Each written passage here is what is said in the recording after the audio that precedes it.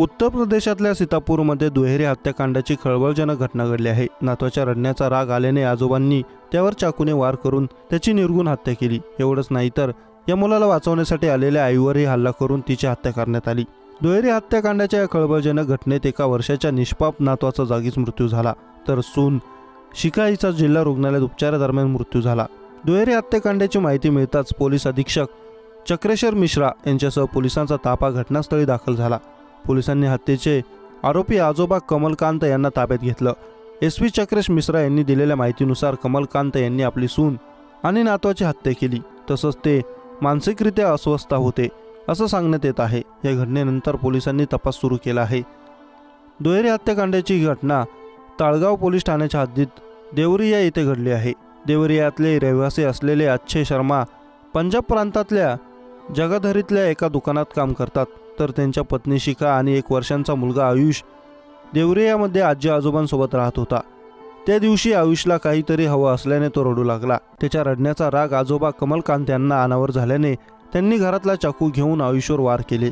यात त्या निष्पाप जीवाचा मृत्यू झाला। आपल्या चिमुकल्याला आपला सासरा मारत असल्याचे पाहून आयुषची आई शिखा धावत त्याच्याजवळ आली आणि तिने आयुषला वाचवण्याचा प्रयत्न केला, पण सासऱ्याने रागाच्या भरात आपल्या सुनेवरही हल्ला केला असं सांगण्यात येत आहे। हे सर्व पाहून सासू रामदेवी यांनी आरडाओरड करण्यास सुरुवात केली। त्यावेळी गावातले सर्व नागरिक घटनास्थळी गोळा झाले।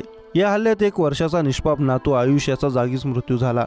माहिती मिळताच ताळगाव पोलीस स्टेशनचे अधिकारी घटनास्थळी दाखल झाले आणि त्यांनी शिखाला उपचारांसाठी जिल्हा रुग्णालयात दाखल केले, परंतु तिथे पोहोचल्यावर शिखाचाही उपचारादरम्यान मृत्यू झाला।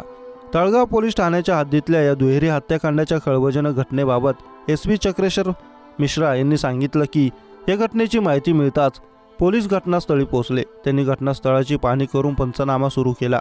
आरोपी कमलकांत यांना अटक करून त्यांच्यावर गुन्हा दाखल करण्यात आला आहे। या घटनेमध्ये वापरण्यात आलेला चाकूही जप्त करण्यात आला आहे। कमलकांत यांचं मानसिक संतुलन ठीक नसल्याने त्याने हे कृत्य केल्याचं सांगण्यात येत आहे। आई आणि मुलांचे नातं अत्यंत पवित्र असते। जेव्हा एखादी स्त्री आई होते तेव्हा तिच्यासाठी तिची मुलं सर्व काही असतात। आजच्या काळात नोकरी करणाऱ्या स्त्रियांना आपल्या चिमुकल्या लेकरांना घरी ठेवावे लागते। कोणत्याही आईसाठी ही गोष्ट सोपी नसते।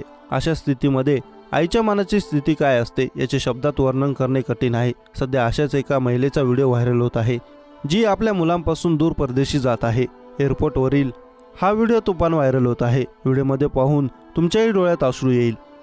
परदेशात कामासाठी निघालेल्या एका महिलेने आपल्या मुलांचा निरोप घेतानाचा एक हृदयद्रावक व्हिडिओ व्हायरल झाला आहे। रिधीन देवासी कुट्टी यांनी इंस्टाग्रामवर शेअर केलेल्या या क्लिपमध्ये त्यांची पत्नी नीना रिधीन आणि त्यांची जुळी मुले रायन आणि रायन यांचा समावेश होता। केरळमधील हा व्हिडिओ असल्याचे समजते। व्हायरल क्लिपमध्ये नीना यांचा विमानतळावर निरोप घेण्यासाठी कुटुंबीय आले होते। तिची लहान जुळी मुले तिच्या सामानाची ट्रॉली ढकलताना दिसत आहे। त्यांना पाहून नीनाही भारावून जाते। हृदयद्रावक क्लिपमध्ये दिसते आहे की नीना काचेच्या दारातून तिच्या मुलांचा निरोप घेत आहे।